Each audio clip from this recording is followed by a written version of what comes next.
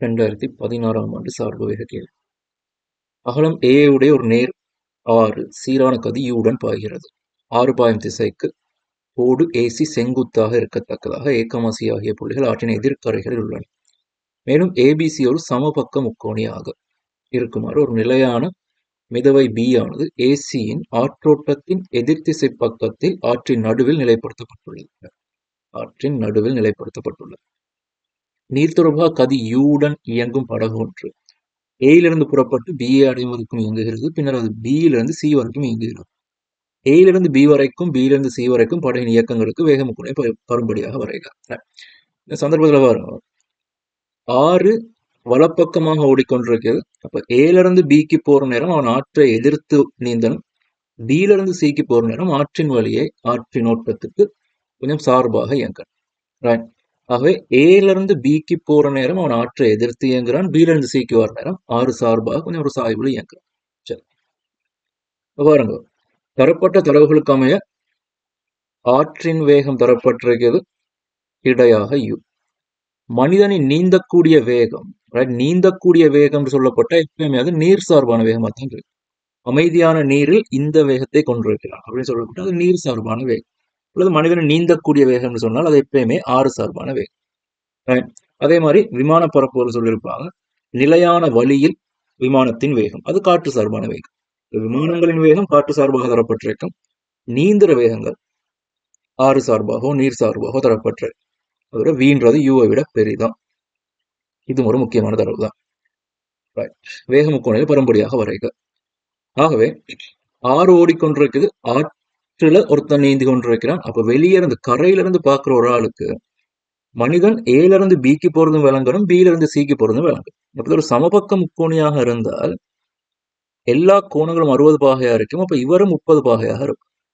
அதே மாதிரி இந்த கோணம் 30 பாகையாக இருக்கு. இல்ல, இப்ப மனிதன் ஒரு கரையில நிக்கிற ஒரு மனிதன் நீந்திரவனை பாக்குற நேரம் அவன் கிடையோட 30 பாகையில ஏல இருந்து பிக்கு போறதும் விளங்கணும். அதே மாதிரி கிடையோட 30 பாகையில பியில இருந்து சிக்கு போறதும் விளங்கும். நீந்திர மனிதன் பிய பார்த்துட்டு நீந்தலாம். ஏண்டா ஆறு இங்கால போய் கொண்டிருக்குது. அவன் நேரா பிய பார்த்து கொண்டு நீந்துவானாக இருந்தால் ஆறு பிடிச்ச அவன் இங்கால தள்ள பியில இருந்து இன்னொரு இடத்துக்கு வந்து நிற்பான். அதாவது ஏ இங்க இருக்குது, சி இங்க இருக்குது, பி இங்க இருக்குதுன்னு வச்சுக்குவோம். இப்ப அவன் நேரா நீந்துற நேரம் பிய பார்த்துட்டு நீந்துவானாக இருந்தால் ஆறும் பிடிச்ச அவன் அங்கால தள்ள இப்படி ஒரு இடத்துக்கு தான் வந்து நிற்பான்.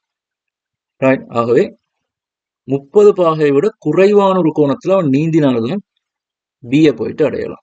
அவன் இப்படி நீந்துற நேரம் ஆறும் பிடிச்சி இங்கால தள்ள பியில வந்து நிக்கலாம். அந்த விஷயங்கள் கவனமா இருக்கணும். அப்போ நீர் சார்பான இயக்க திசை எதுவாகவும் இருக்கலாம். ஆனா பூமி சார்பாக வெளியே இருந்து பார்க்கிற ஆளுக்கு ஏல இருந்து பிக்கு போகும். அவனோட நோக்கம் ஏல இருந்து பிக்கு போறது. கரையில இருந்து பார்க்கிற ஒரு ஆளுக்கு ஏல இருந்து பிக்கு போறது விளங்கும்.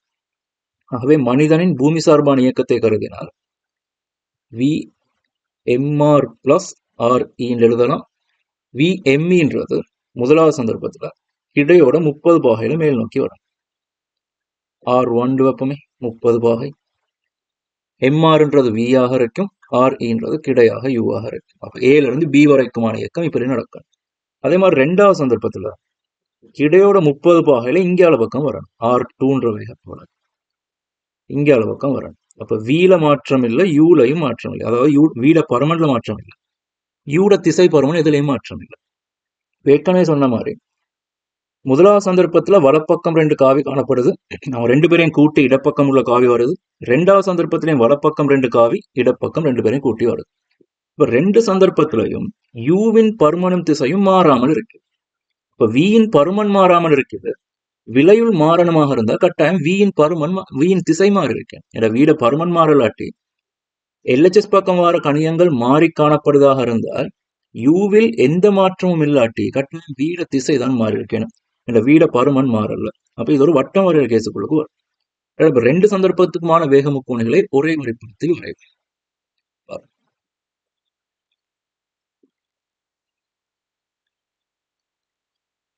ஃபர்ஸ்டா யூ வரைவோம். 2 முக்கோணிகளுக்குமான பொது பக்கம் யூவாக இருக்கும். ஃபர்ஸ்டா யூ வரைவோம்.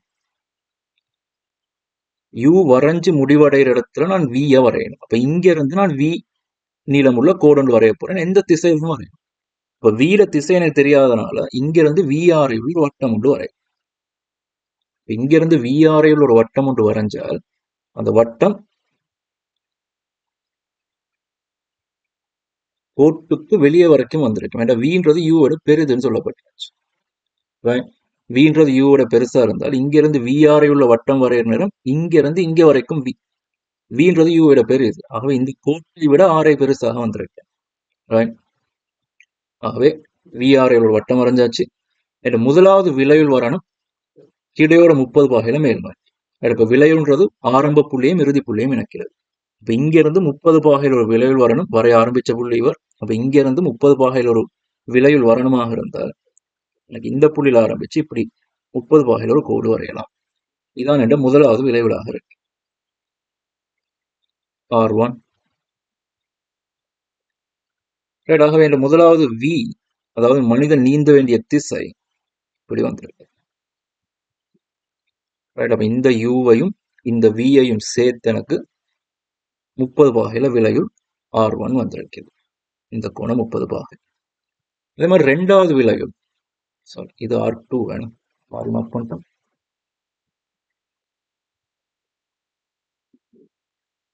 இது R2 ஆக இருப்ப ரெண்டாவது சந்தர்ப்பத்துக்கு காணப்படும். ஃபர்ஸ்டா வரைஞ்சிட்டோம், பிரச்சனை இல்லை. முதலாவது சந்தர்ப்பத்தில் கிடையோட 30 பாகையில மேல் நோக்கி வரும். ஆகவே இந்த முதலாவது விளைவில் இப்படி வந்திருக்கேன்.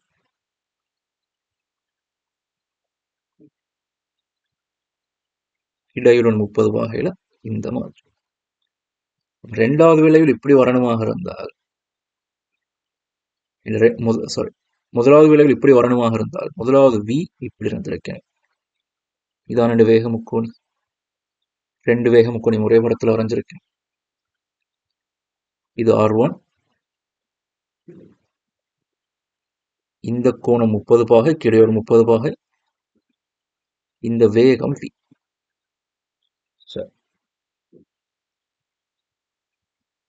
பரும்படியாக வரைக.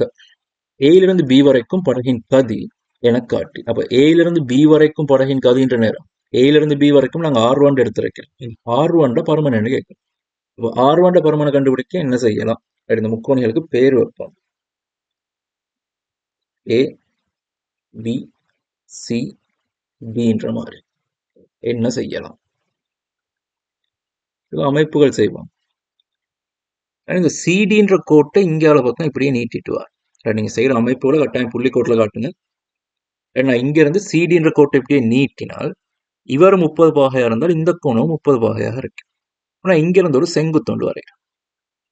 வரைஞ்சிட்டு இந்த புள்ளிக்கு நான் ஈன்னு பேர் வைக்கிறேன்.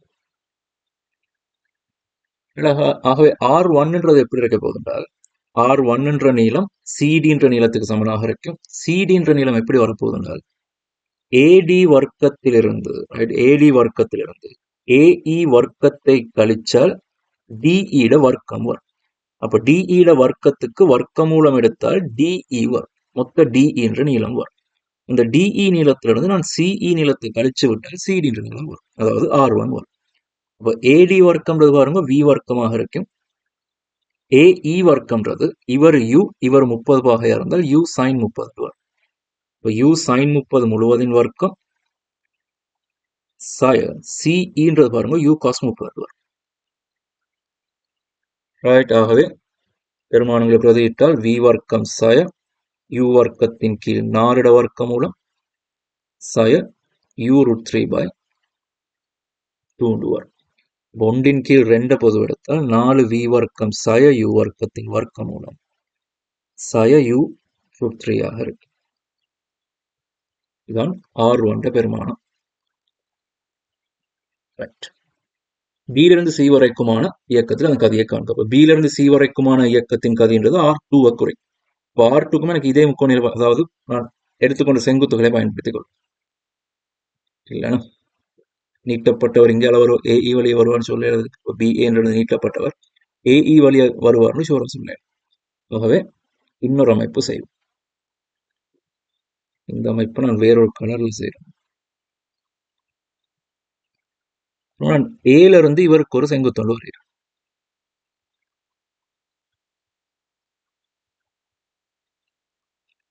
ஏல இருந்து பிசின்ற கோட்டுக்கு ஒரு செங்குத்தொண்டு வரைகிறேன்.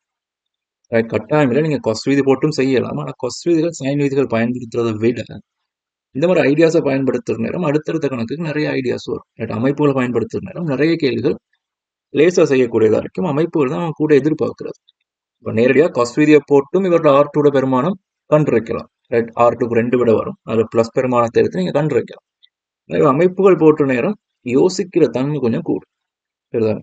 ஆகவே இப்போ R2 பருமன்றது எப்படி வரப்போகுதால் R2ன்றது BCயின் மொத்த நீளமாக இருக்கும். இந்த BCன்ற நீளம் கவனமாக AB வர்க்கத்திலிருந்து இந்த புள்ளிக்கு F பேர் வைக்கிறேன். AB வர்க்கத்திலிருந்து நான் AF வர்க்கத்தை கழிச்சு விட்டால் BF வர்க்கம் வரும்.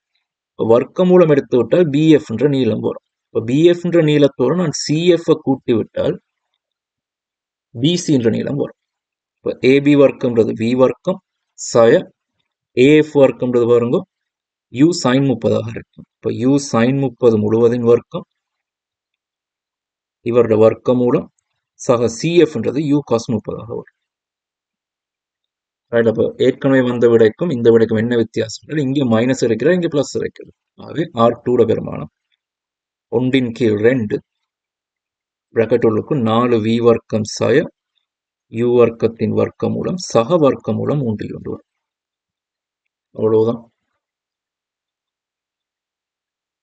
இதிலிருந்து AB, BC ஆகிய பாதைகளுக்கு படைகளுக்கு மொத்த நேரம். இப்போ மொத்த நேரம் பூமி சார்பாக அவருடைய வேகத்தின் கீழ், பூமி சார்பான அவருடைய இடப்பெயர்ச்சியின் கீழ் பூமி சார்பான அவருடைய வேகம். ரைட், பூமி சார்பாக அவர் போன வேகம் தான் R1 R2. பூமி சார்பாக அவர் போன இடப்பெயர்ச்சி பாருங்க, இது ஒரு சமபக்க முக்கோணன்றதுனால இவரும் A இவரும் A. அப்ப Aலிருந்து B வரைக்கும் அவர் பூமி சார்பாக போன தூரம் A, Bலிருந்து C வரைக்கும் பூமி சார்பாக போன தூரம் A, Aலிருந்து B வரைக்கும் பூமி சார்பாக போன தூரம் R1, Bலிருந்து C வரைக்கும் பூமி சார்பாக போன வேகம் R2. ரைட், அப்போ பூமி சார்பான இடப்பெயர்ச்சியின் கீழ் பூமி சார்பான வேகத்தை பிரித்து விட்டால் எனக்கு நேரம் கிடைக்கும். ஆகவே எடுக்கிற மொத்த நேரம் கணிக்கலாம். கேபிட்டல் Tன்றது Aயின் கீழ் R1 பிளஸ் Aயின் கீழ் R2 ஆக இருக்கு. நான் Aயை பொது எடுத்தால் R1 பிளஸ் R2வின் கீழ் R1 R2 ஆக இருக்கு. ஆகவே கீழே வாரம் கேபிட்டல் Tன்றவர் Aயை பொது எடுத்தால் R1ஓட R2 கூட்டினா பாருங்க, இந்த U√3 ரெண்டும் கேன்சல் ஆகி போயிடும். அப்போ இவர் 2 தடவை வந்திருப்பார். மேலே 4V வர்க்கம் சாய U வர்க்கத்தின் வர்க்கம் மூலம் வரும். கீழே 2 பேரும் பெருக்கினால் இவரோட உடன்புணர் தான் இவர். அப்போ 1/2 1/2 பெருக்கப்பட்டு 1/4 வரும். A minus B A plus B ரெண்டையும் பெருக்கினால் A வர்க்கம் சாய B வர்க்கம் வரும். ரைட், ஆகவே இங்கே ஒரு 4V வர்க்கம் 4U வர்க்கம் 1/4 4 கேன்சல் ஆகி போனால் கடைசி விடை இப்படி வரும். சின்ன விஷயம்தான், V வர்க்கம் சாய U வர்க்கமாக வரும். இதுதான் கேட்கப்பட்ட விடை.